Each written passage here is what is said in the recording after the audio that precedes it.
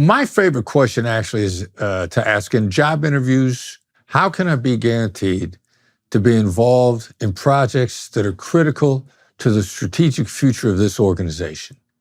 And it completely changes the outcome, because then it's not just what your skill set is for this particular job. Maybe they got a job for you in a mailroom. And now you're somebody that says, yeah, not only will I do the little jobs to learn this from the bottom up, but I want to make everybody's life better. I want to help everybody succeed. Now I'm willing to learn. I'm coachable. Now it's a different conversation. Hello, everybody. I'm speaking to Chris Voss today, an American author, teacher, and hostage negotiator for the FBI. We talk primarily about negotiation with forays into the psychology of listening and the rationale of listening. We're attempting to sort out and to clarify exactly what it means to negotiate successfully. Positing, I suppose, that the ultimate goal of a negotiation should be something like the establishment of a productive, long-term, generous, mutual collaboration. And to expand even that, to understand that a good collaboration involves the joint pursuit of mutual desire, let's say, but also the joint pursuit of the ability to expand the understanding of what that desire might be across time. That's how a relationship grows. So we talk about how to do that.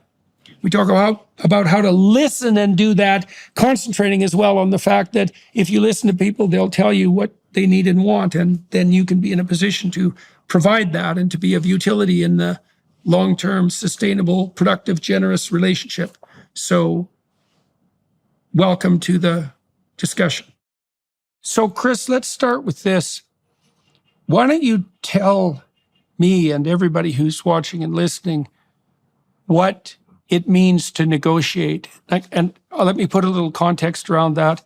One of the things I really noticed as a clinician was that people are remarkably bad at negotiating, and they're not trained in it ever.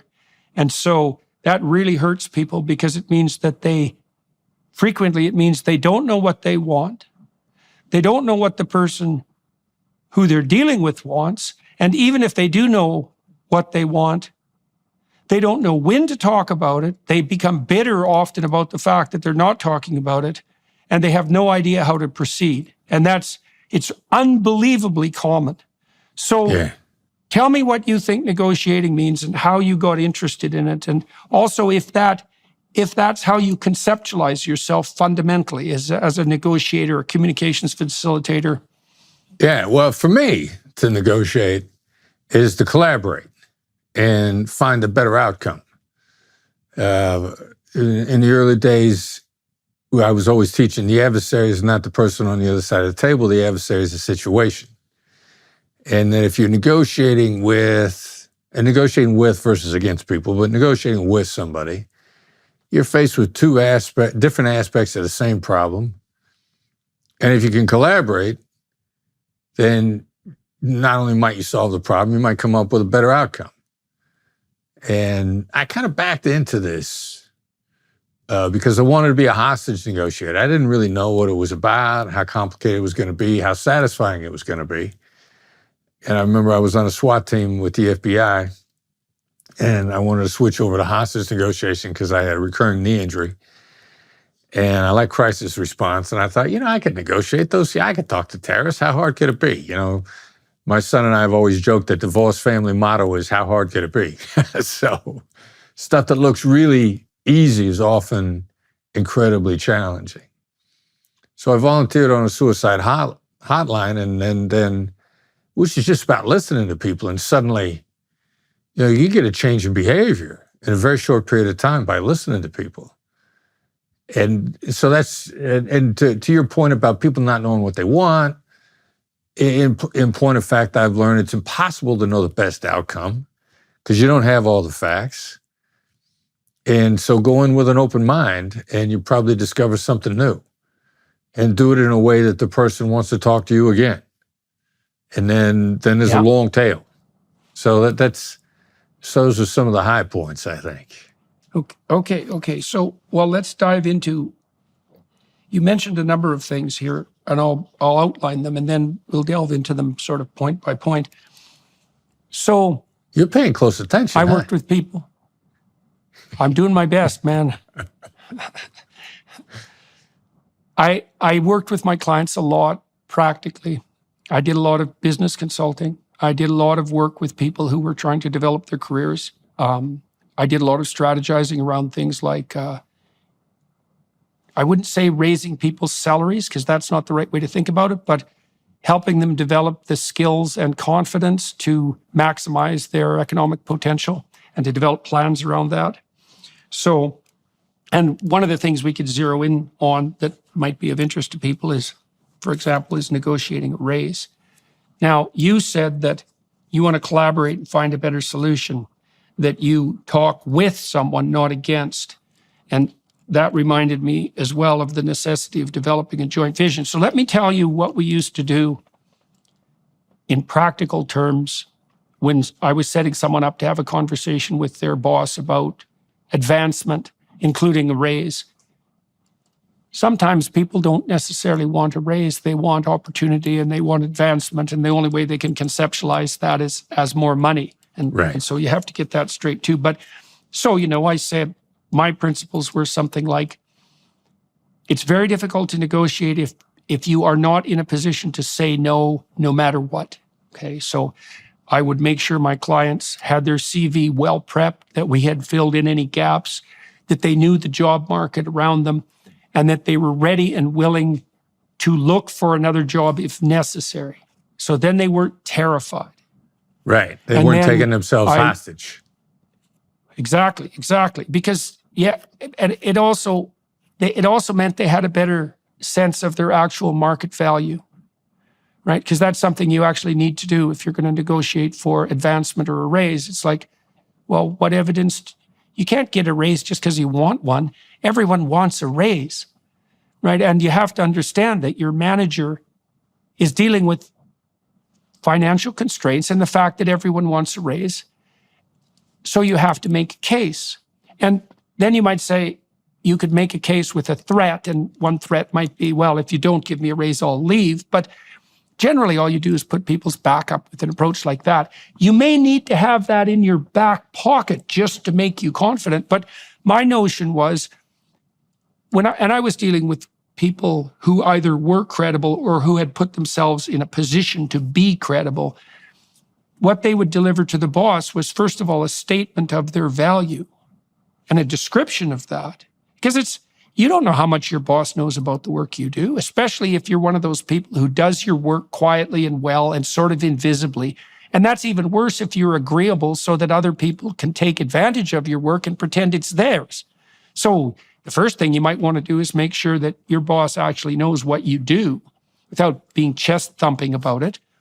And then you might say what it is that you could offer if you were offered additional opportunity. And that might be, like the observation that if you don't believe that you're making what you're worth in the market, that your motivation is less than it might be, or that you don't feel that you've been valued by the organization. And so if you had a pathway forward, you'd be more committed to the joint goal that you share with your boss, and hopefully you have one in relationship. You have to make a case for what it is that's in it for him too, and also, or her, and also ensure that if he has to go make a case to his superior, that he's completely armed and ready to do that.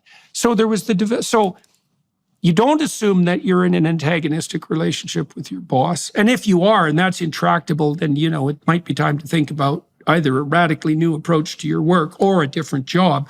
But if not, you assume that you could present him with a solution. So anyways, those were some of the ground rules that we established. And so I'm kind of curious about how you might elaborate on that and what you think about that. And yeah, I love it. I mean, those are great ideas. Those are great starting points. And, what I might add to the basis of that conversation, like the first part about, having a resume, knowing what the market is, not taking yourself hostage.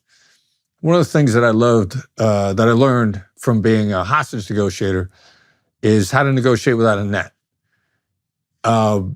And my Harvard brothers and sisters would call that BAT now, what's the best alternative to negotiated agreement? And that's so that you release yourself of fears, that you don't take yourself hostage. you can go in with no alternative and have enough faith in a process to just be engaged, to be curious, to listen, to discover the better outcome. And so the bad idea or the alternatives idea is a good starting point if you feel like you're taking yourself hostage. But what it really is it's to create this psychological construct so that you don't freeze up, so that you don't take yourself hostage. And as hostage negotiators, we just never, theoretically, we never had a bad. You got to make the deal. You got to work it out. And you kind of get used to walking that tightrope without a net, and then it's no big deal. But the principle to begin with is how to not take yourself hostage. And that's a brilliant principle to start with. Okay, what does it mean? Give me some examples of what it would mean for someone in a practical situation or even in a dire situation to take themselves hostage, and maybe a story or two about that, and also some illustration of how you circumvent that error. Yeah, well, it's like I don't have a better job. I got to take this job. And I'm coming out of, I did, right after I left the Bureau, to sharpen up my resume and to create some better opportunities. And I went to Harvard Kennedy School of Government, got a master's there, which is astonishing that they let me in. Very average blue-collar dude from the Midwest. And then afterwards, job market was horrible. Come out of Harvard, 2008, depth of the financial crisis. I mean, no jobs anywhere. And one of my colleagues is fellow students. He's like, look, I'm trying to negotiate for a job, and I got to take the job. There aren't any jobs out there. And they're going to ask me what I made in my last job, and it's going to be half of what I need to make now, and I can't answer that question. And I said, all right, so here's what you're going to do. You're going to go in with some great calibrated questions. Calibrated questions, in my vernacular, Black Swan method, is not questions to get answers, but questions to create thoughts in the other side's mind. Open their brain up a little bit. You want to get completely out of the concept. The fact that you don't have alternatives doesn't change your value to this company. And the fact that you don't have alternatives does not change anything about their ability to pay you and how much you could contribute if you're the right guy that gets dropped into the right job. And so you got to ask them, what happens if you guys don't fill this role? How can I be most successful for you? And how am I supposed to accept a salary that's half of what I'm worth? These are deferential questions. Okay, so let me ask you about that. So one of the things I want from someone that I partner with, and this would include someone I'm hiring as well, say as a peer relationship, I want to know what agreement we can come to that I'm thrilled about, that I know they're equally thrilled about. And there's a technical reason that I want that. I mean, there's two sources of motivation fundamentally. There's goading by negative emotion, like pain and fear, and there's enticement by positive motivation. And that's usually associated with hope in relationship to a goal. And so for the gentleman that you just described, who's feeling constrained because he only has one option, which is take the job or leave it, and he thinks the only option is take it, he still has a question to ask himself. And this is a really profound question. It requires honesty. And the profound question is, what circumstances do I have to have in place so that I can devote myself wholeheartedly to this job? So how can I exit the interview and accept this new job, feeling that I have a landscape of opportunity in front of me and bereft of resentment? And that will require, if someone's going to ask themselves that will require that they prioritize their needs and wants. And salary may be one of those things, but you could imagine that there might be other ways of even moving around that, so to speak, because you might be able to offer your new employer the following deal. It's like, well, I'll take a starting salary that's less than I would regard as optimal or even necessary, but I want to know that if I hit a certain set of standards within a certain time, that there's a pathway to improved financial returns that opens up to me that we all agree on. And you tell the person you're negotiating with that the reason you want that is because, like, we're not playing around here. We're trying to negotiate optimal motivation. And I want to be able to assure you when I leave the motivation or the negotiation that I am thrilled with the outcome. And because who the hell wants to hire someone who starts the job feeling like they've been taken advantage of and being resentful? Like, that's a really bad way to get things going. Okay, so you pointed out that your guy who thought he had to have the job still was in a position to tell his potential employers what it was that he had to offer, to make a case for the value of his services, and to point out what that is not only worth from the market perspective, but also in terms of his own motivation. Yeah, and there's a fit issue too. And it like any other relationship, like a personal relationship, business relationship, close relationship, significant other, you got to get a fit. And my favorite question actually is to ask in job interviews, every job interview and every annual review. Taught to me by a friend of mine who's Tom McCabe, extraordinarily successful guy, CEO of an international bank. We talked about this extensively. We went to high school together. His question is, how can I be guaranteed to be involved in projects that are critical to the strategic future of this organization? And I said before, the calibrated question is designed to trigger thought. That question immediately changes their perspective of you when you ask it. Like, you're telling them, look, I want to advance everybody's life here. I want to play in a big game. I want to be with the people that are at the highest levels of performance in your company, and I want to move everybody forward with that one question. And it completely changes the outcome, because then it's not just what your skill set is for this particular job. Maybe they got a job for you in a mailroom, but you want to be the head of the division, and you want to know how to get there, and you want to get there by succeeding and taking everybody with you. Now, that's a game-changing conversation. That's a completely different conversation. Maybe they thought they were bringing somebody in to push a mail cart around, and now you're somebody that says, yeah, not only will I do the little jobs to learn this from the bottom up, but I want to make everybody's life better. I want to help everybody succeed. Now I'm willing to learn. I'm coachable. Now it's a different conversation. So say that question again. Well, I'm willing to learn and I'm coachable, and I want to make everybody's life better. I'm doing a virtual keynote a couple of years ago. The CEO of the company and his entire sales team, and we got a keynote going, and one of his sales team had literally asked me while he's on the call, how do we negotiate with this guy to get more money? And everybody's kind of holding their breath. What am I going to say? Am I going to say it in front of him? And I said, ask him this question. And it was a question that I just gave you. How can I be guaranteed to be involved in projects that are critical to our strategic future? And when I said that question, he interrupted and said, I wish everybody on this call would ask me. Absolutely. Well, psychologically speaking, so again, with regard to motivation, people live on hope and opportunity to a large degree.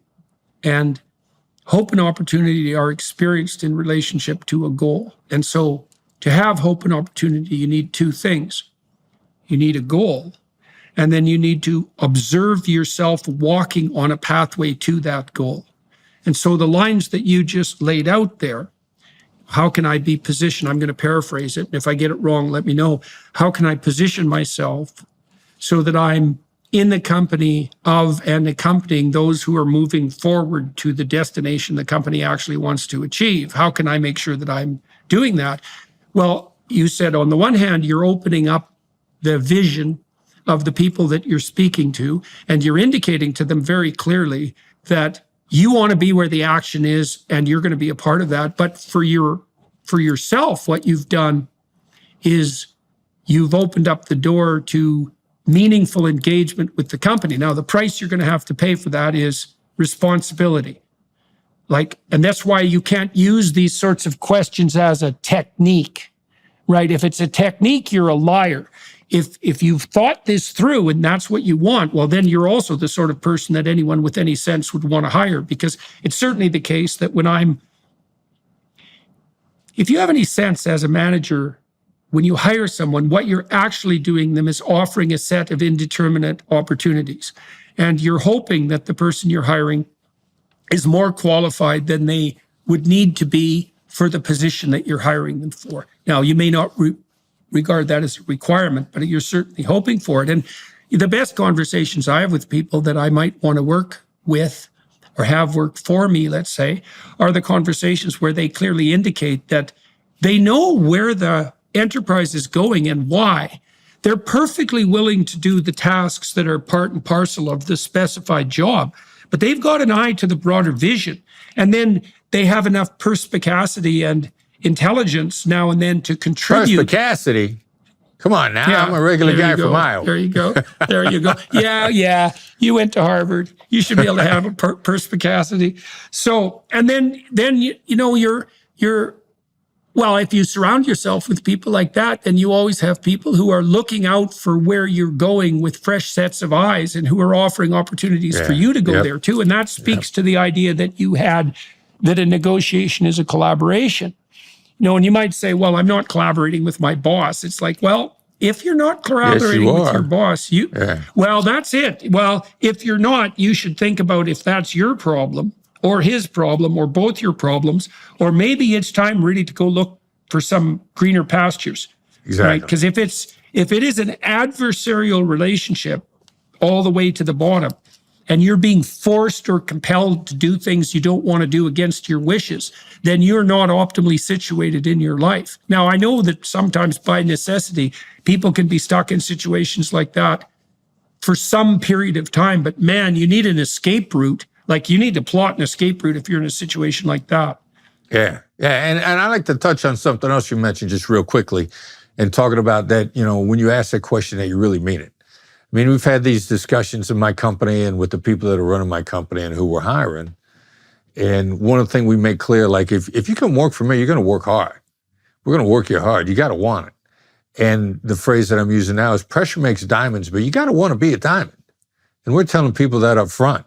You want to be a diamond, we're going to take you there. But you got to want to be a diamond. You got to willing to be doing the work. And you want to coast.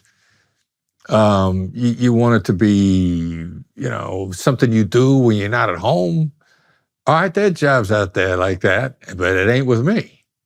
Pressure makes diamonds. You got to want to be a diamond. Yeah. Well, one of the things I would also do to prepare with my clients, to prepare them for movement forward, was to work through the blind spots in their vision, let's say, and the knots in their life that might be interfering with their desire to be a diamond, because people will also misconstrue that. They'll think, well, I don't want to work too hard. It's like, you're not thinking about the work properly if that's your attitude.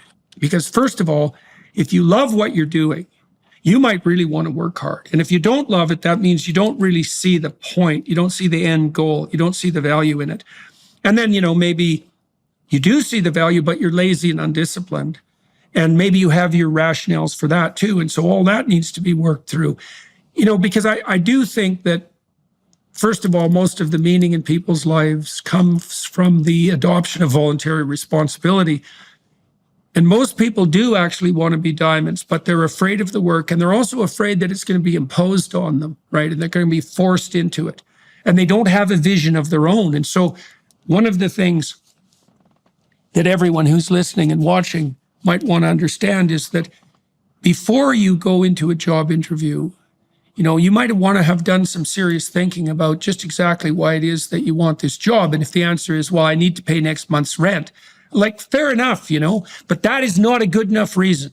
That's not a vision for your life. And that's not the sort of vision that's going to make you a compelling interviewee, because you're shallow, right? You haven't thought through why it is that you're going to do what you're doing. We have this program online called Future Authoring, and it helps people develop a vision for their life. And so the game is this, and you can think about this as preparation for a crucial job interview. It's like, imagine yourself 5 years down the road. Okay, so here's the game. You can have what you want, but you have to specify what it is.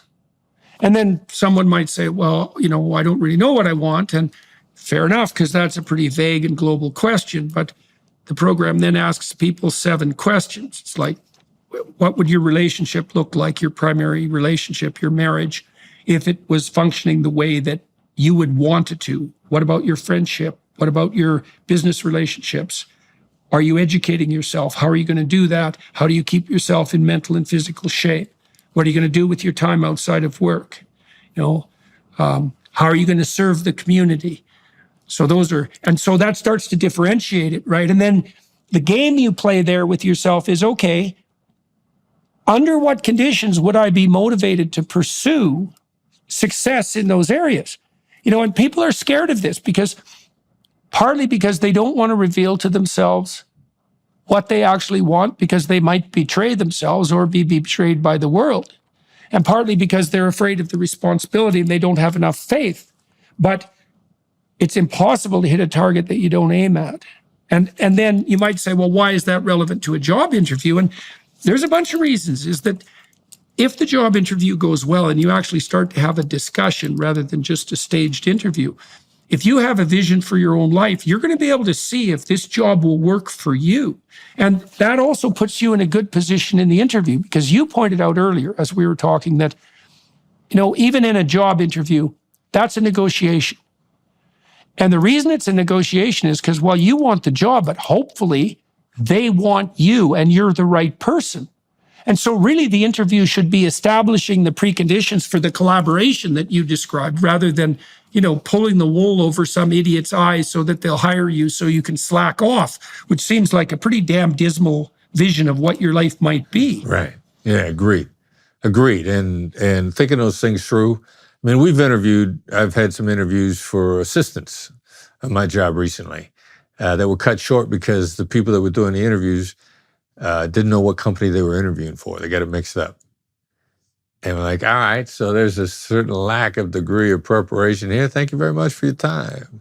Right. Yeah. Well, you're going to ask yourself, aren't you, if someone comes in and they don't know what it is that you do or what they would do, then the first question that would come to mind is something like, well, then what do they know? Because that's such an elementary error that it's essentially catastrophic. Well, that's an indicator of what they're going to put into the job. How you do anything is how you do everything. That's right. It's what they already did put into the job, because the most important task they had as a potential hiree was preparation for the interview. And if they failed that, well, that's not a great start. And then that's especially true. Another thing for everybody watching and listening to think about too is that it is the case that first impressions are lasting. There is a very long and dense psychological literature establishing that, And so you want to be prepared enough in the interview so that people walk away from talking to you thinking, geez, it'd be a good thing if we got that guy. And certainly you're in a much better position to do something like salary negotiation if that's the impression, and the valid impression, right? That's another thing, is this can't be, look, man, if you're going to start your new job on a stack of lies, you've already ensured your failure in some fundamental sense. And so if you're afraid before you go into the interview that you're not prepared, you want to get prepared so that you're not afraid like that, so that you can go and you can admit your inadequacies honestly, as long as they're not so, absolutely there's not so many of them that you're obviously not the candidate for the job. So, hey, Jordan, I'm going to have you coach me on my next job interview. You talked about listening. Yeah. Okay, so tell me about that, and about paying attention, and tell me how you learned why that was so important, and tell me what you learned about how to listen. Wow. All right. So actually listening as opposed to staying silent, it accelerates the process. And you need a set of tools to keep you on track, to dig into the information without the other side feeling interrogated. And that was really what I learned way back when on the hotline. I get there first day, we get into the training. And I remember the thing that struck me first was they said, all right, your calls are limited to 20 minutes. And I remember thinking like, what, 20 minutes? You got to be kidding me. Like, on TV, they're on the phone with people for hours, if not days. 20 minutes. And they said, no, as a matter of fact, if you actually use the skills correctly, it'll take less than that. And so you get taught a set of listening skills on how to dial in and the clues of what to listen for, and then how to get the person interacting with you without making them feel interrogated. And suddenly there were astonishing changes in behavior in the person on the other side. You get somebody on the phone who's genuinely suicidal. And 15, 17, 18 minutes later, they're in a good place and they're ready to go back and take on the world based on the experience.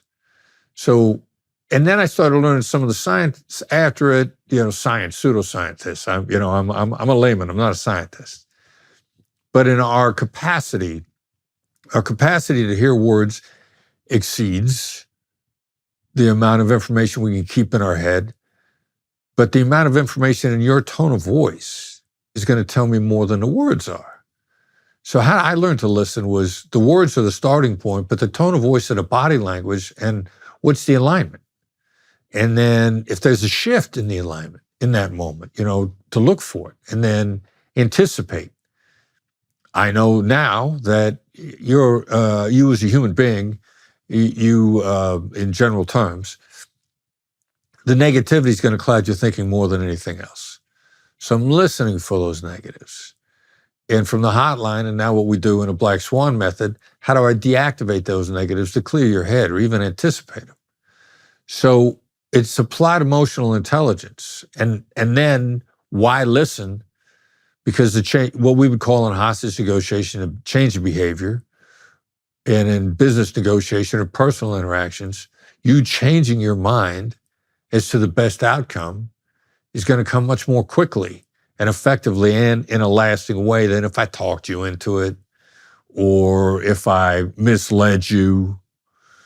I want whatever agreement we come to be durable, to last, without me having to come back to you daily to see where we are. And that's what listening is really about, understanding the nuances of what's now backed up by neuroscience and what people in hostage negotiation and you as a practitioner in the field of human nature for years came to learn was the reality of how human beings think and how they react.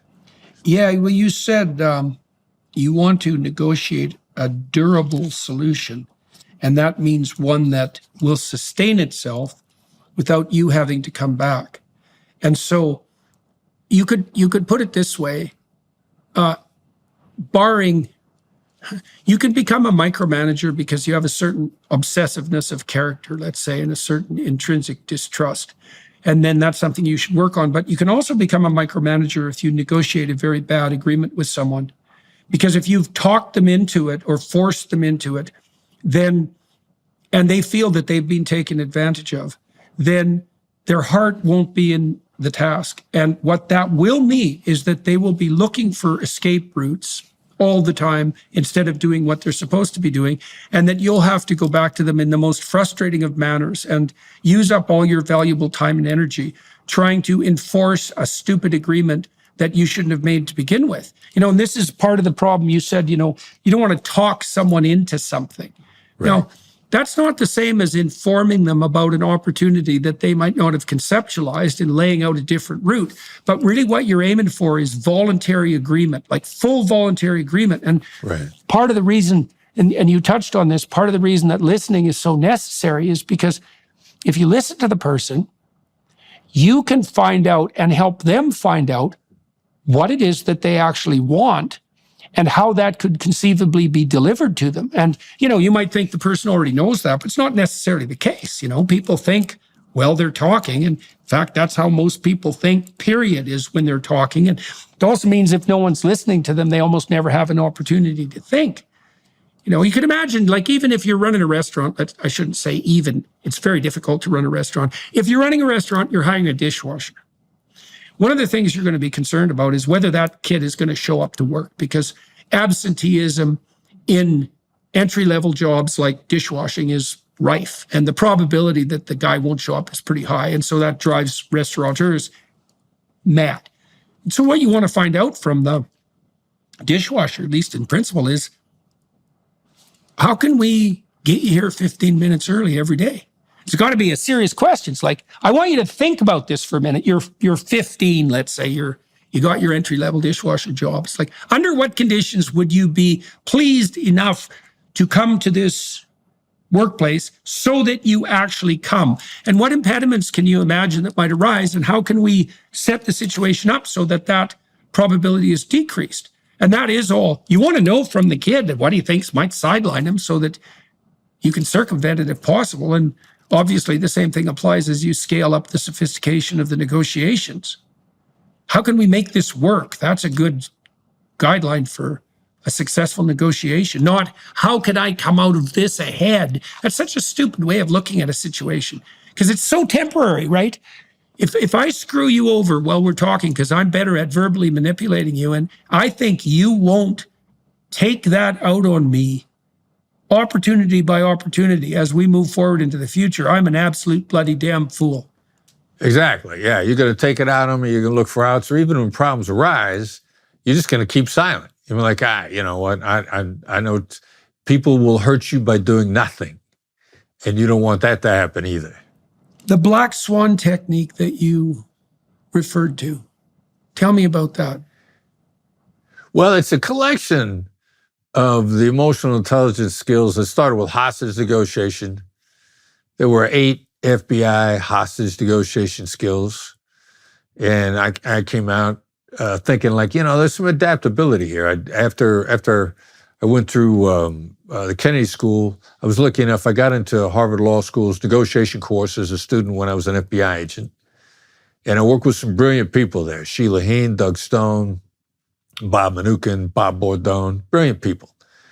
And I just did my hostage negotiation thing when I was going through the course. And they said to me, you know, you're doing the same thing we are. The stakes are different, but the dynamics are the same. So I thought, all right, so I'll use these. FBI called them active listening skills. Harvard called them active listening skills. We had made them very definable, very practical, very usable.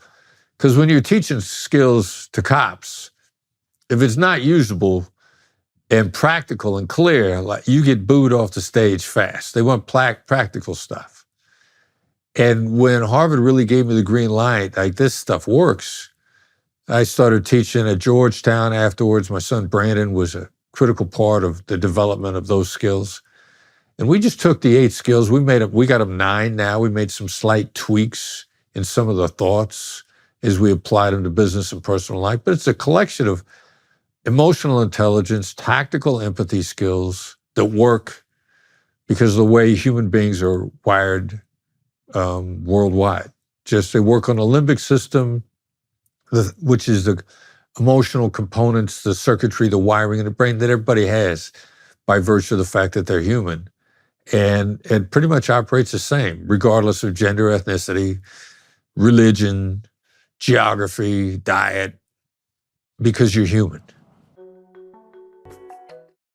So I want to have you walk us through 2 things. Maybe you can take us through what a hostage negotiation situation might look like and how it is that that desirable outcome can be negotiated under those circumstances. So I'd like to know that. But you talked about active listening skills, and you mentioned that there were 9 components to that. Is it possible to walk through those 9?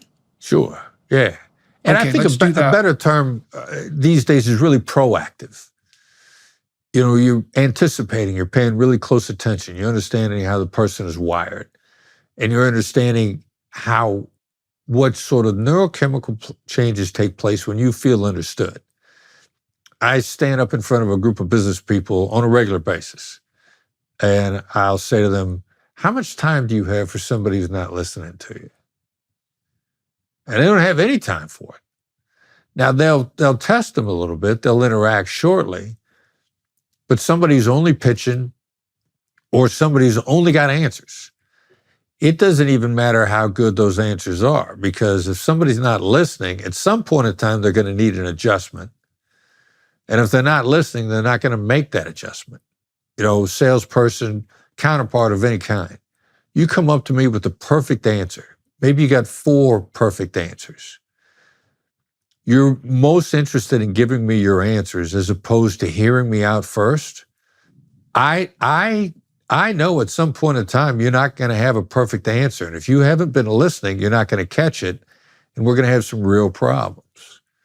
So you start showing how you listen intermittently, proactively, then it's really going to accelerate our conversation. And I know that when there's a problem, you're going to catch it instead of me having to come back to you after the problems become very damaging.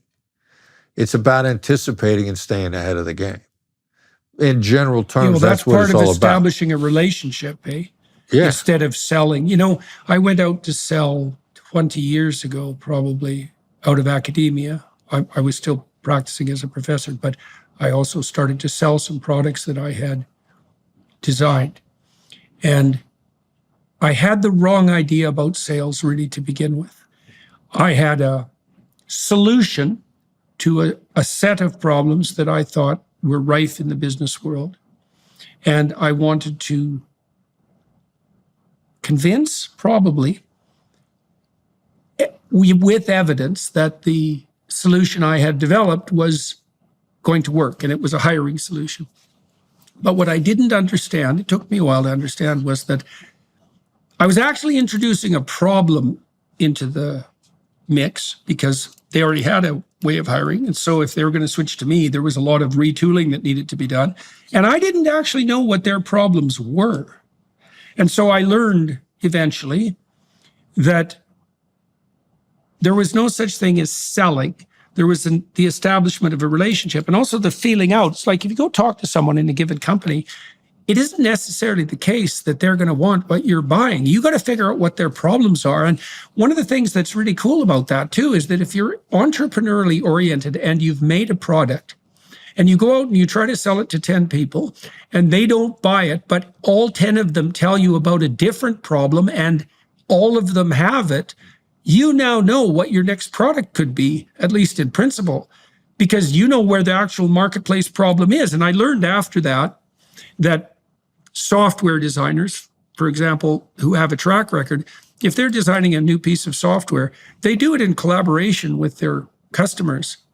They build a bit of it. They go ask them, how do you think about this? Does it solve the problems that you have? And if they say no, they modify it. Like there's a constant dialogue between the market, let's say, and the producer. You don't build a better mousetrap and have the world beat a path to your door. You do it in collaboration.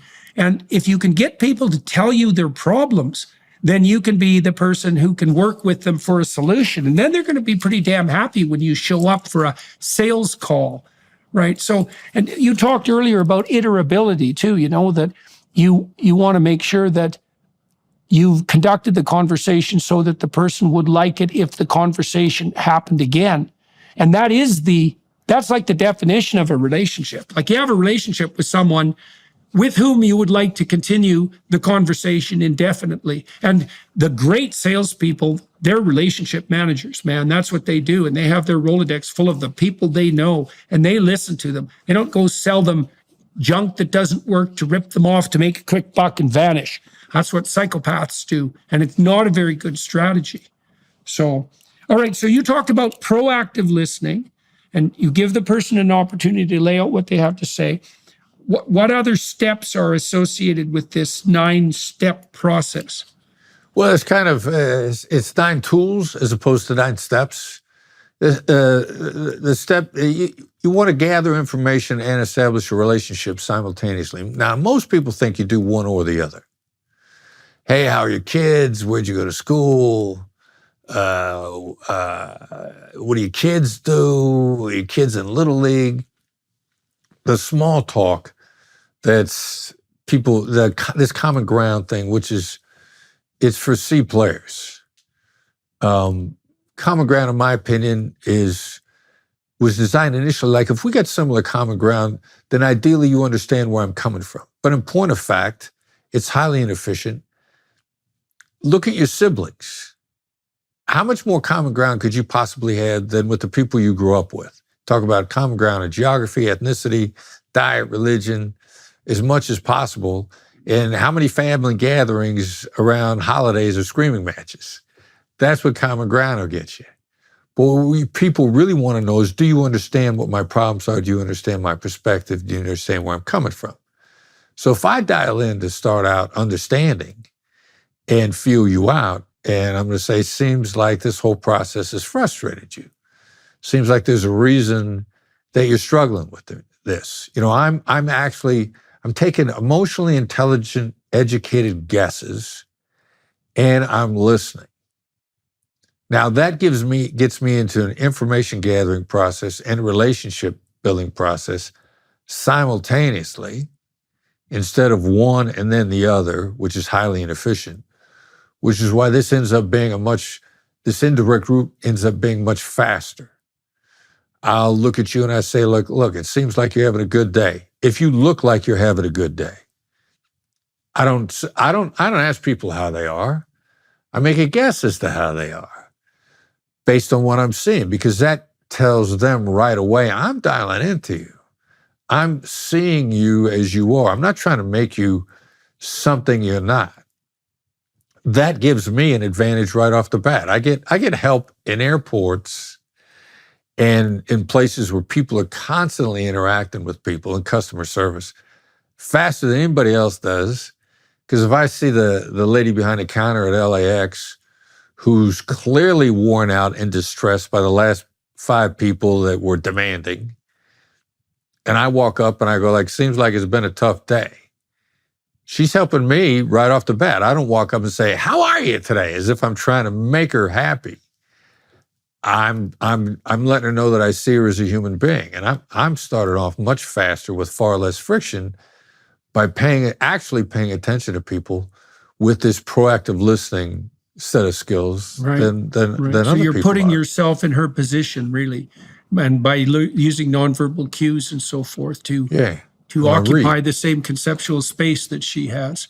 Right. Well, and I was thinking too, while you were saying that, that you're also approaching, because if you're selling something, you might think that your goal is to sell, like the product, right? But you see, the thing is too, you don't know if that's your goal, because you might not want to establish a short, medium, or long-term relationship with the person that you're talking to. You might really want to, but you might not too. You might not be the right vendor for them.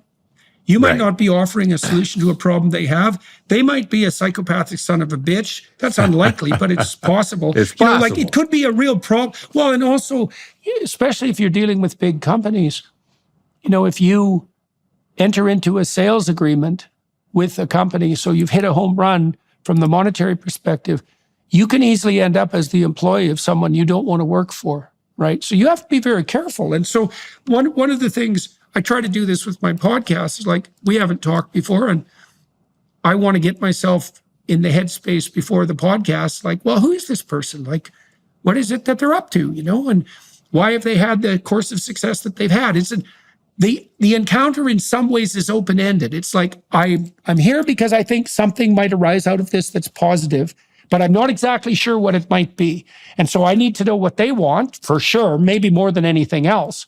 And then I want to see if there's something here for both of us that we couldn't accomplish on our own. And then it also stops you from using the club, say, if you're selling or if you're negotiating. And that's a very ineffective way of moving forward anyways. People hate that fundamentally, and they get resentful and bitter about it. And so, so you try to put yourself in another person's position, and that's not a technique. Again, you're doing that by actually paying attention. And there's a bit of an open-endedness about what it is that you're aiming at and how you're going to go about it. So you have the proactive listening element, you have the close attention.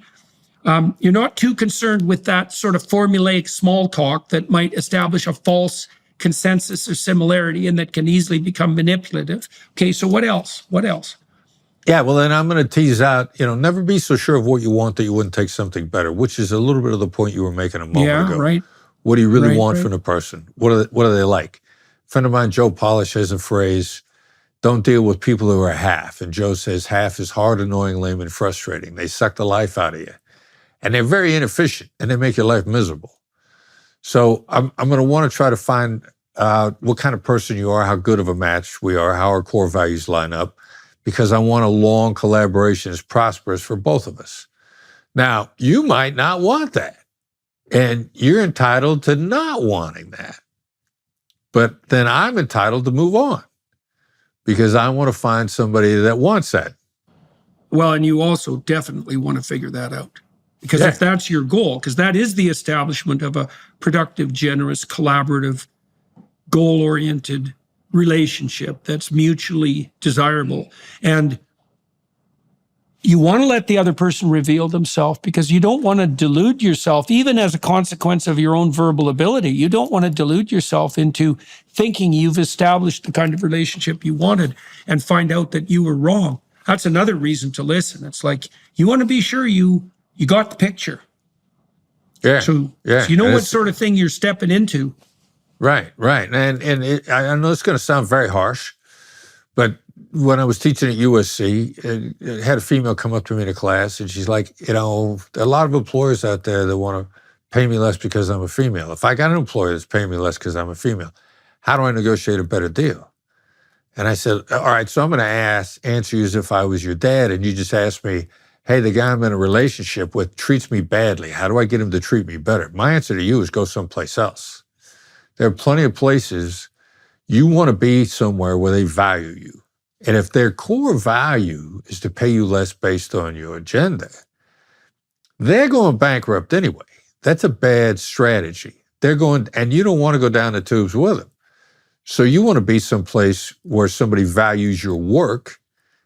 Don't try to fix a bad employer any more than you try to fix a bad significant other.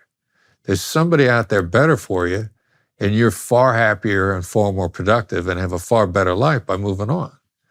So if the person, whether you're in sales or whether it's your employer, if their core values don't line up with yours, they're entitled to their core values. Move on and line up with a team that's going to move you farther ahead in your life than anybody else that doesn't line up with you ever would. You said that you shouldn't try to fix a bad employer, and the managerial literature indicates very clearly, too, that you shouldn't try to fix a bad employee. So two-way relationship. I'd like your thoughts on this, but well, absolutely. Well, so first of all, it's not easy to fix someone, and it takes a long time. It's a dubious enterprise, and they need to be bloody well fully on board with that and willing to make the appropriate changes. And the probability that you're going to have an errant employee with a history of bad behavior, and that you as a manager, say with 20 people to attend to, are going to make substantive changes in that person's basic psychological makeup, well, the evidence suggests very strongly that you're just not going to. And all the literature I read that was at the crossover between the clinical and the managerial suggested that you spend all your time as a productive manager with your best people. And what that also implies is those are the people that you hire. And with regards to firing people, which is also a kind of negotiation, I had this friend who's one rough guy, and companies used to hire him to fire people. And I didn't like firing people, and I still don't. And I asked him how he tolerated the emotional stress that came along with that. And he said that he liked doing it. And I said, what do you mean you like doing it? Because I was just like outside of my wheelhouse. But I knew this guy and I respected him. And he said, look, I go into companies and I find the people who kiss up and punch down.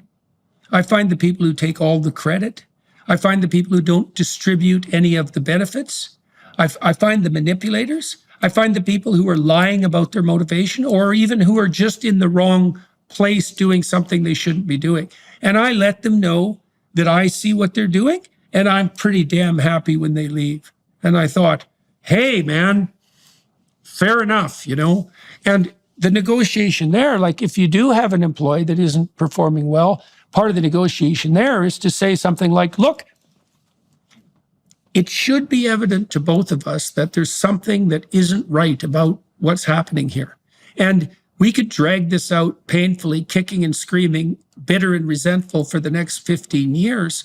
Or we could just like cut our losses and maybe you could go find something that would suit you.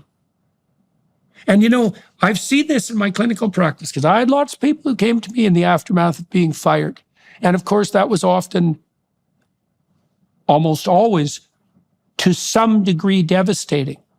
But it wasn't that uncommon for people 6 months later, especially if they actually did try to put themselves back together, to be immensely relieved that they no longer had that particular noose around their neck.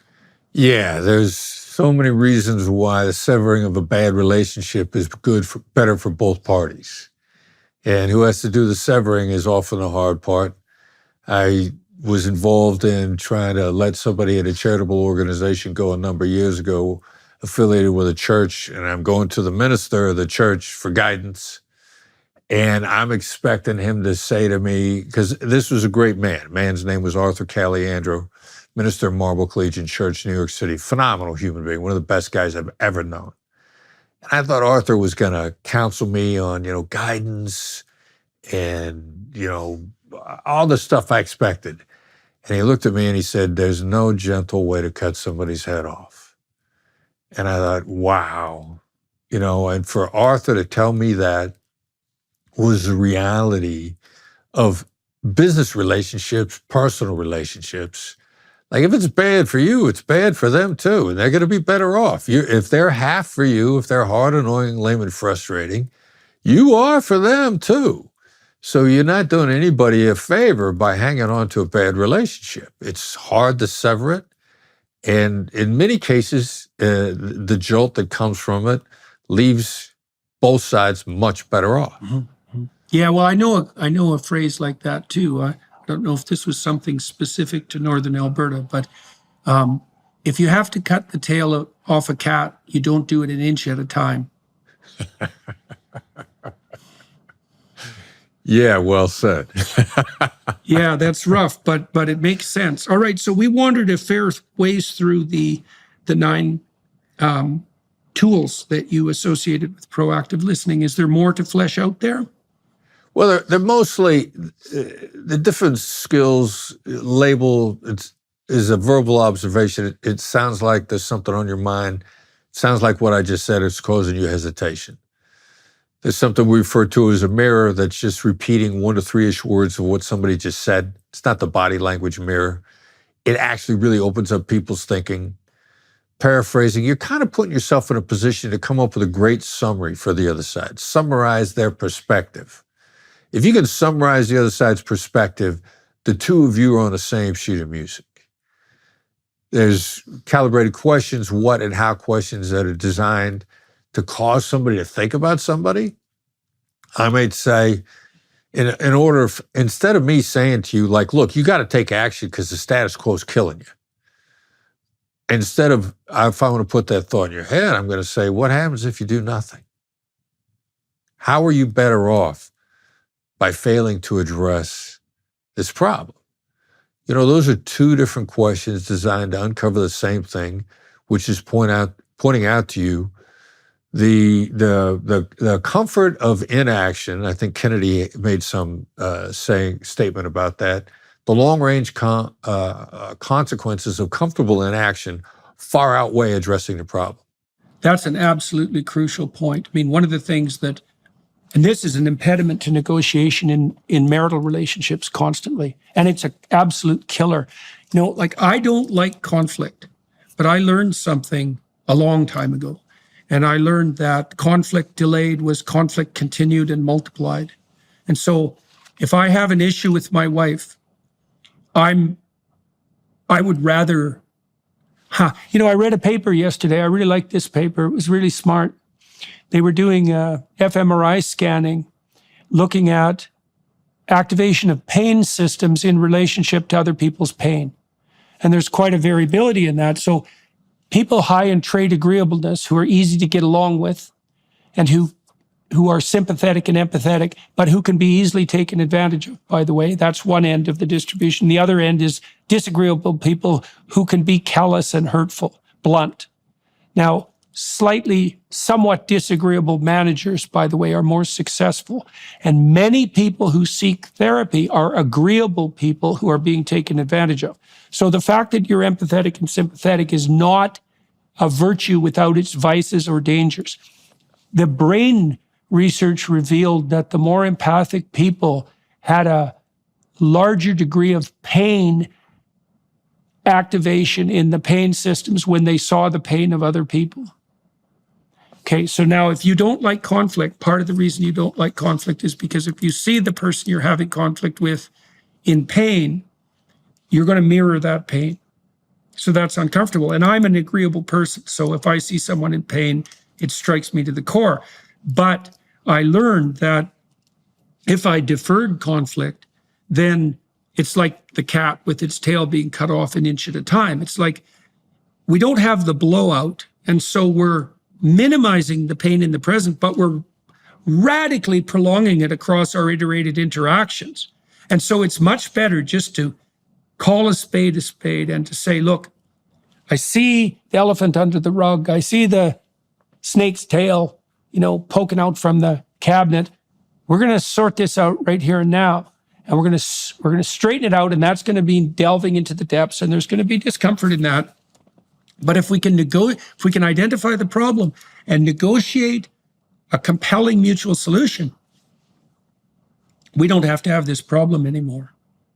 And man, it's such a, I saw couples all the time who had the same bloody fight every day for 30 years. It's just, that's hell. And it's much better just to have like the discussion, even though that's that inaction, that you pointed to, that you described Kennedy as pointing to. It's the, classically speaking, even theologically, there is much more stress placed on sins of commission, right? Things you do that are clearly wrong, but avoiding doing something right, that does people in, man, especially if they do that repeatedly, and they do it because they don't want to cause trouble, because they want to avoid conflict. It's like, there's no avoiding necessary conflict. It's a downward spiral. Yeah. Yeah, you end up having your discussion in divorce court, right? For $200 an hour, right? While your bank accounts are drained. Right? Making the lawyers rich. Yeah. Your lawyer's buying a new car. Yeah. We're keeping the argument going. Yeah, now you said when you were trying to circumvent the proclivity for inaction, you'd ask questions like, so this is something I used to do when I was talking to people about, say, negotiating for a raise if they were resentful about their current situation, something like that. One of the things we would do is say, okay, think about how you feel about the situation you're in right now. Okay, now imagine yourself 10 years older. You're in the same position. Okay, except you're 10 years older. You're 10 years older, yeah. You bet, man. You've put yourself through an awful lot of misery for 10 years.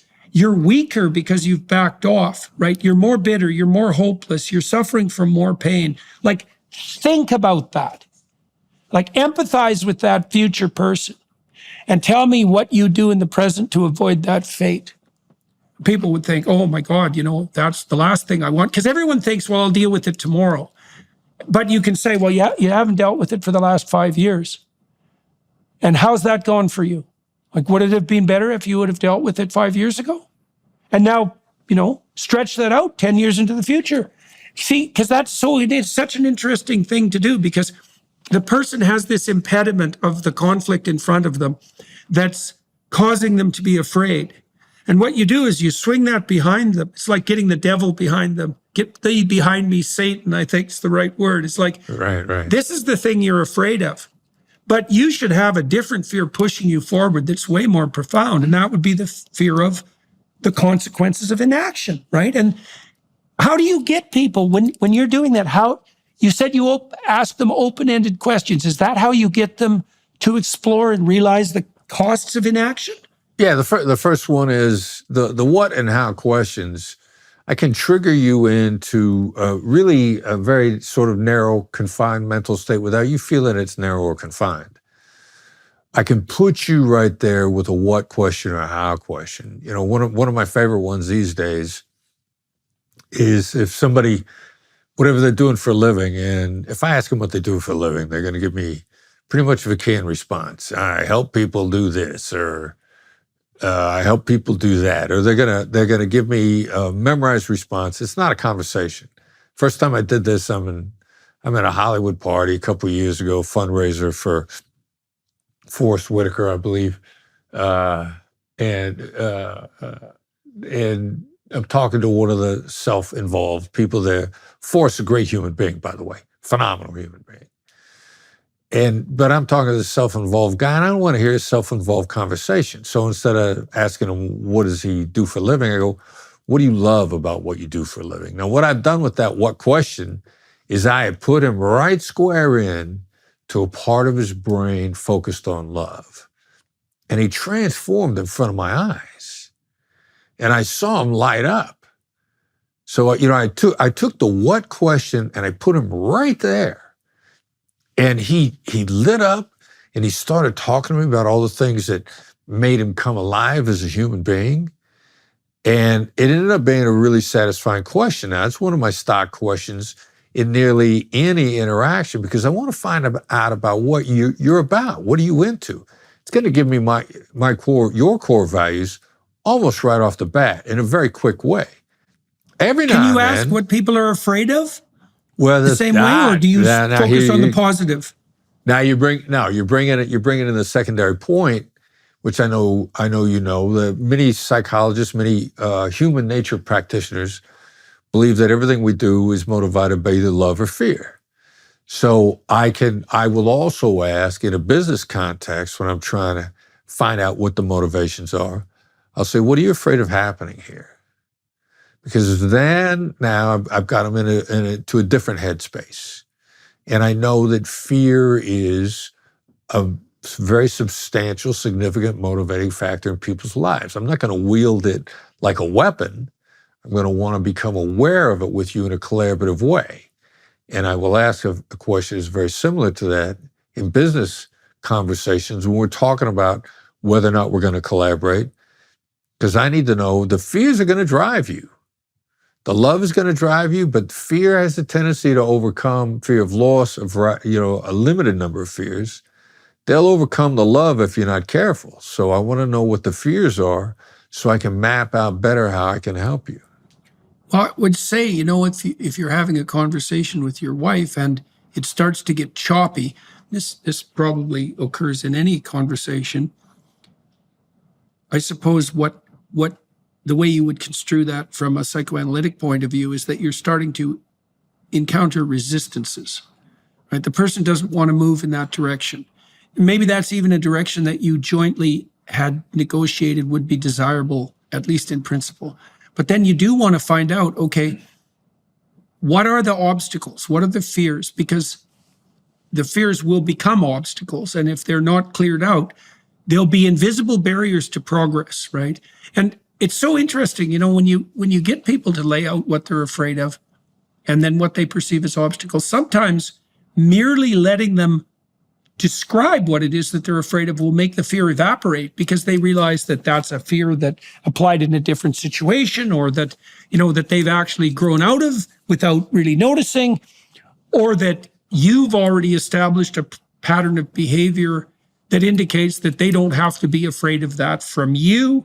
And, sometimes you can have a dialogue about that and clear away the obstacles, but often listening is sufficient to clear those away by itself.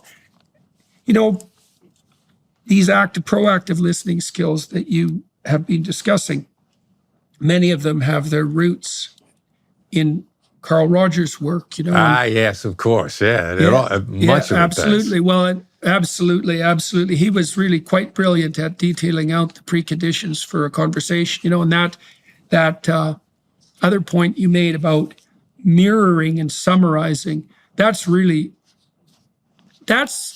of the only things I've ever really discovered that actually works in some ways as a technique. Now, it still has to be honest, but there is almost nothing more useful in a conversation than keeping track of what it is that the person is saying, and then at the right moment saying, here's what I think you just said, compressing it, because that's also a favor to you, because you could remember it then, but also to them, right? To compact it in a more elegant casing, let's say. And it's such a relief to the person. It's a mark of respect because it shows that you've been paying attention.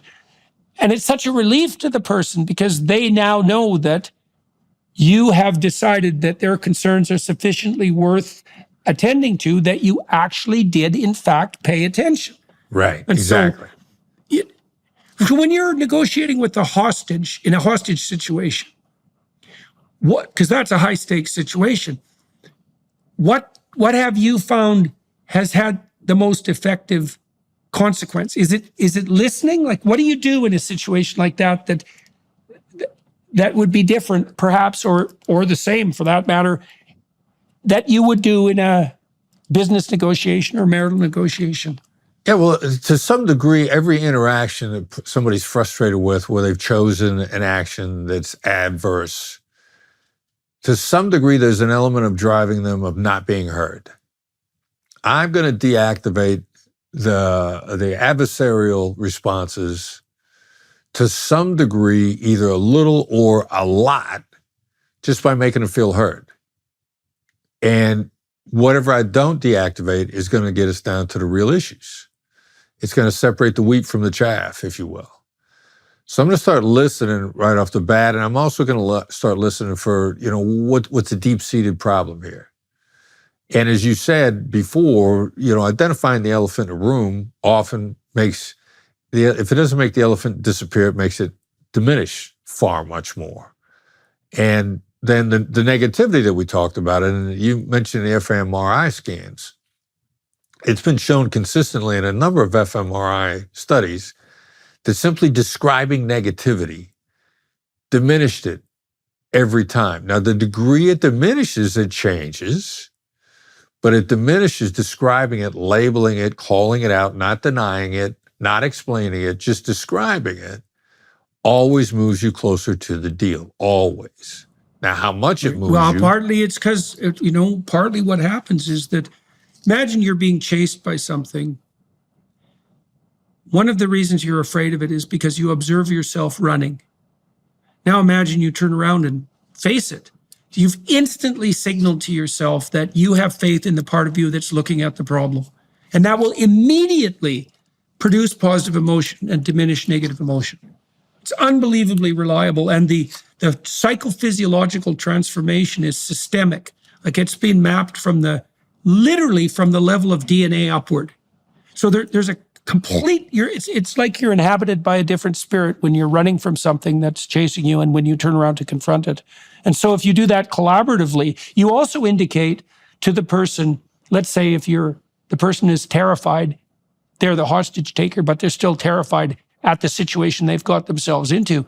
If they see that you're brave enough to face the reality of the situation, they're going to trust you a hell of a lot more than they would otherwise. And so you do indicate that by listening.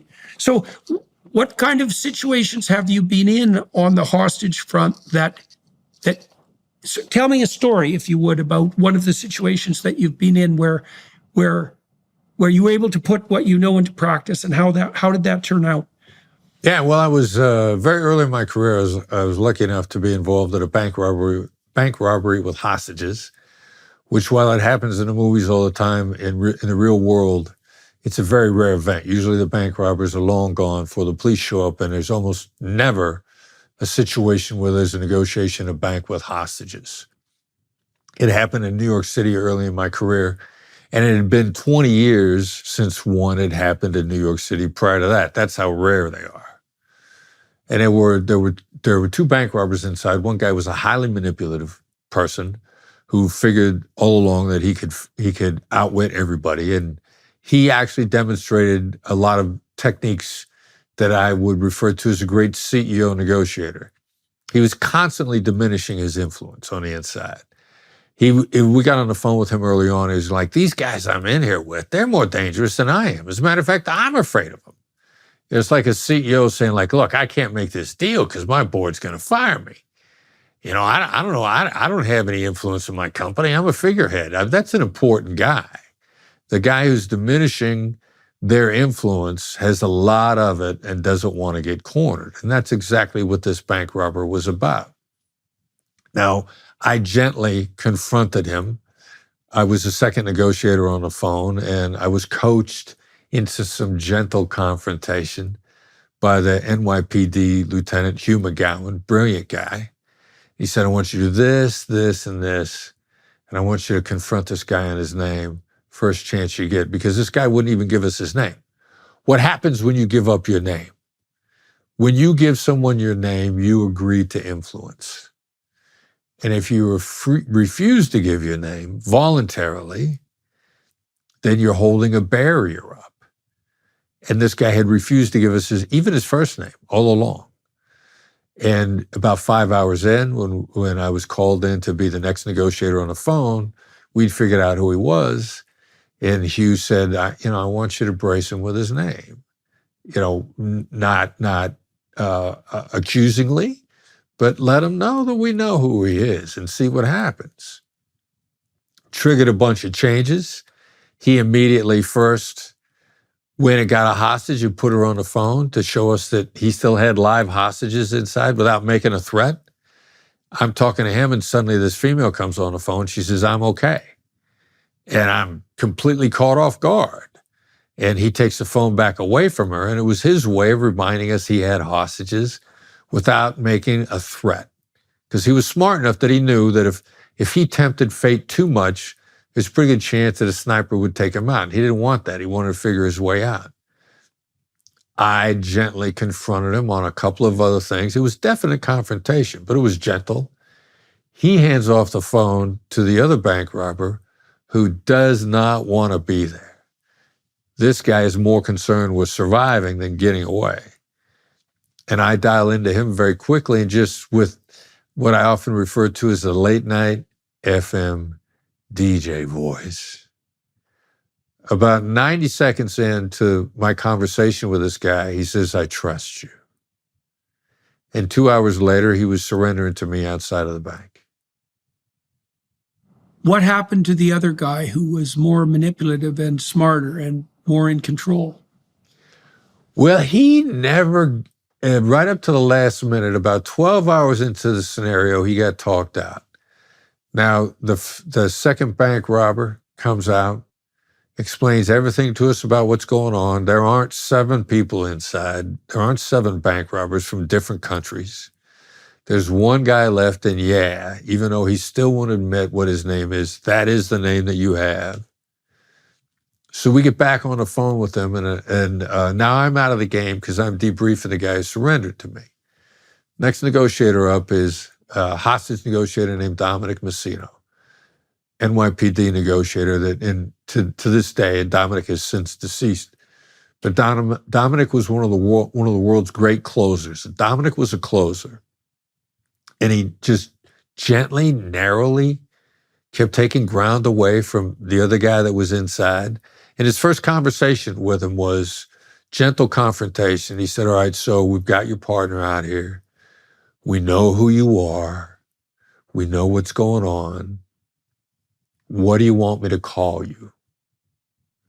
And even being told that we had his name, this guy comes back and says, call me Billy, which is not his name.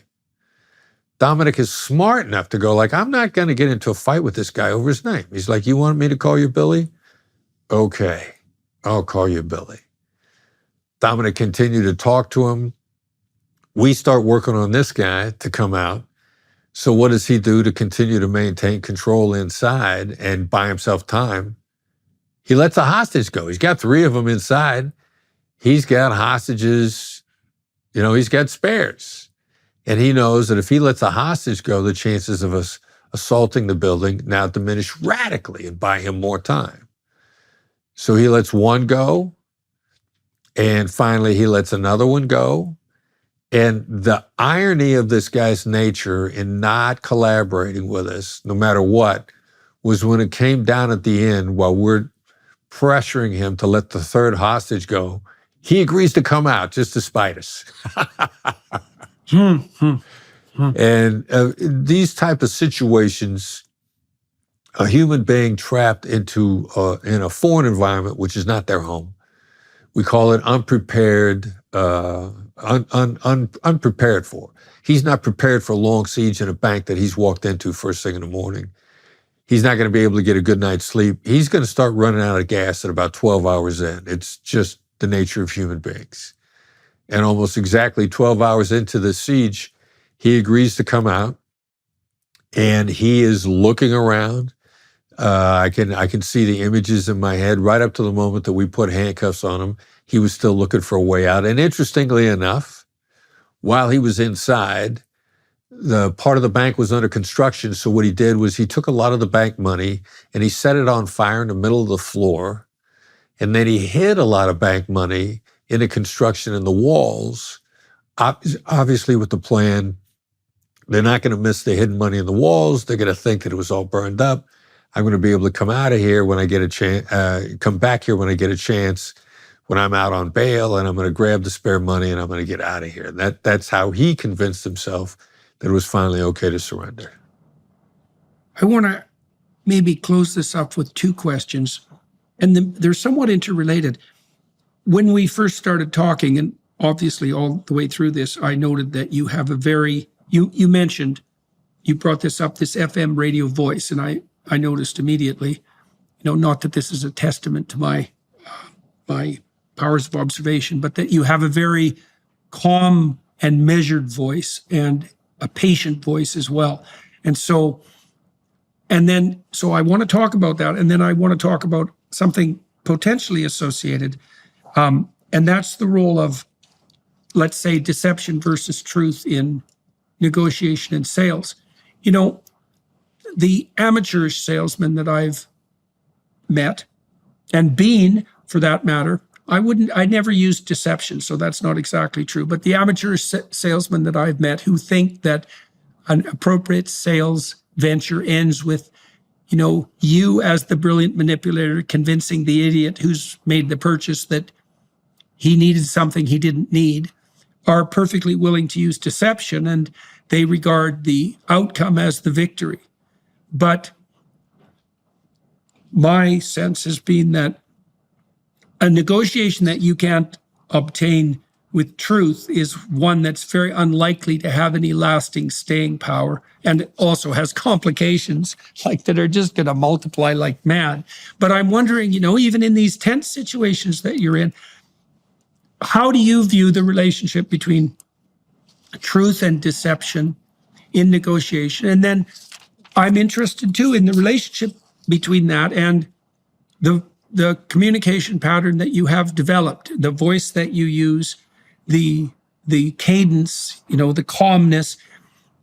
How much of that was practiced? How much of it is practiced? Things can be genuine too, but I guess I'm trying to differentiate, persona from what's genuine, and I'm trying to see that in the relationship between deception and truth in negotiation.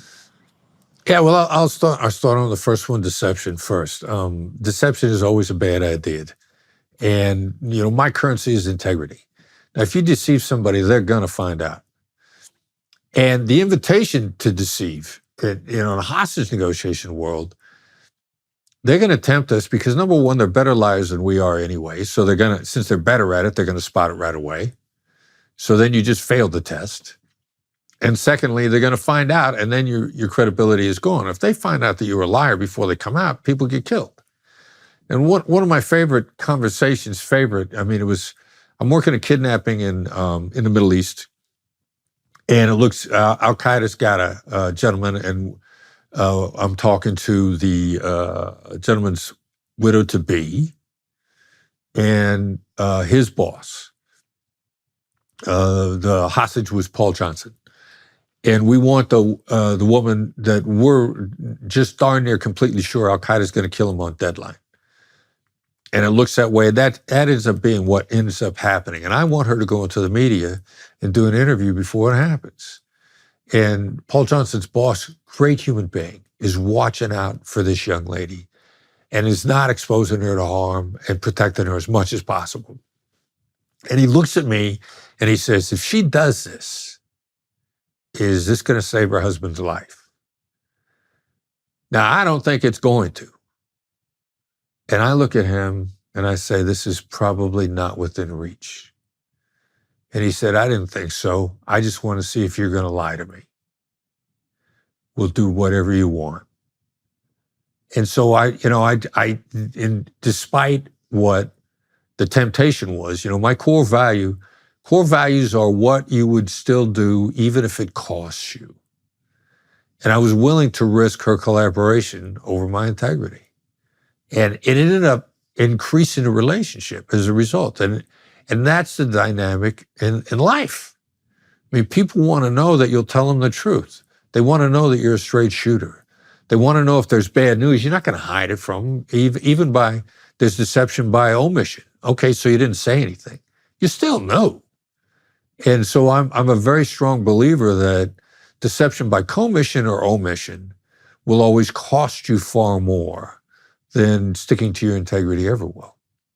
How did you learn that? Wow. Yeah, no kidding. I think my father was a hard man, and his integrity was extremely important to him. Both my parents were that way. And I think I had that drilled into my head as a core value growing up. And then I think I probably made a mistake a couple of times. And besides the values that my parents gave me, I think I screwed up a few times and paid for it, probably. So let's sum up here a little bit, if we can. So, and I'll do a little bit of it, and maybe you can do a little bit of it, filling in where I miss. So, if you're negotiating with someone, you're trying to find out what they want, and you're honest about what you want, and you're trying to formulate a joint vision and plot a course forward for both of you that you're both very happy about and that you would abide by voluntarily. And if you're very fortunate, that's going to be a long-term reciprocal relationship. That's a pretty good summary. You're good at this summary stuff. And so you want to find out, too, if the person that you're attempting to play with, let's say, isn't interested in that kind of outcome. And Right. So part of the reason you listen to them is to find out what they want so that you can negotiate that outcome that you desire and that hypothetically they desire. But you also want to find out if that isn't what they want so that you don't waste your time or theirs. And you shouldn't regard that as a failure because you weren't there to convince them anyways. You were there to find out if there was something you could jointly do together. And then the tricky part, the hard part is there's a better outcome no matter what. When I was working on the book, Never Split the Difference, and my son Brandon, very involved, and working with Tal Raz, who's the writer. Tal Raz is a genius writer. And we don't have anything in it about goal setting. And we said, look, here's a problem with a goal. You quit when you get there. And the first problem, or you get close to it, you quit, you give up. Close enough. Yeah. So you quit early. Yeah. And then the other thing is, since we live in a world of imperfect information, that means that there's something better beyond your goal. And you'll miss it if you're goal focused. Your goal becomes blinders. You miss better opportunities. And so we want to leave stuff about goals out of the book entirely. And Tal's like, no, you don't understand. Human beings need goals. So, okay, and we concede, right, so what we're going to say is your goal is to exceed your goal. And that's what you jump into a negotiation with, and that's how you come to better outcomes with people. Right. That's a great place to end. That's a very successfully negotiated solution to the problem with goals, because you were both right? We can't live without goals, but goals are provisional. And so you have to, the Buddhists know this to some degree, you have to hold on to what you're pursuing even with a light touch, because you don't want it to be an impediment to what's better. And you don't want it to be finite. And, this is actually part of the reason that you're trying to negotiate a relationship with someone. Because a relationship is a sequence of mutual goals. And if the relationship is conducted properly, the the expansiveness of the goals increases across time, right? And that can happen in an unforeseen direction. So part of the reason you're trying to find out who this person is, what their problems are, what do they want, is to establish the relationship that allows you to pursue proximal goals in a way that allows you to expand your vision of goals across time, right? And that can be indefinite if the relationship is good, right? So that's right. My favorite phrase. All right, sir. That was good. And so for everybody watching and listening, first thing I would say is it's a very good thing to learn to negotiate. And the things you heard today about making sure there's someone in it for the other person, you know, that might even be your primary goal when you're trying to establish a relationship with someone else. You know, that doesn't mean you take yourself any less seriously. But man, the more there can be in it for the other person, the more you can bloody well be sure, you know, within the bounds of justice, that the negotiation, the settlement that you're aiming at is going to be sustainable. So and then you don't have that concern on your mind, and that's a really good deal. And you should be encouraged to negotiate to the end that you most truly desire, right? Again, keeping the other person firmly in mind, or the other people. And it's a great skill to learn, and concentrating, as we've discussed, on listening to the other person. You know, they'll tell you how to provide them. If you listen enough, the other person will tell you how to provide them with what they want. And that is a bloody good deal. And you get there from listening. And if you do that with everyone you meet, you'll never run out of people who want to collaborate with you. They'll line up. And that's a great deal for everyone, especially if you have integrity in your offerings and you're playing a straight game. So it's not going to work anyways if you don't. Yeah. All right, sir. So I'm going to continue this conversation on the Daily Wire side of things for half an hour. I'm going to find out what's motivating Chris and how that developed across time. And we're going to delve into that. I'm very interested in, you know, how people are motivated by call and conscience, let's say, to end up not only pursuing the things they're pursuing, but also have ended up successful in that.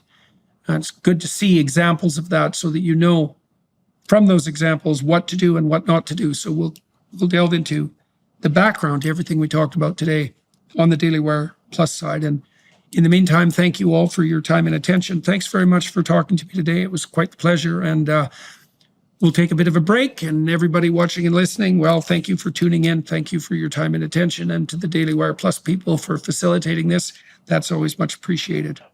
Good to meet you, sir. A pleasure. Thank you.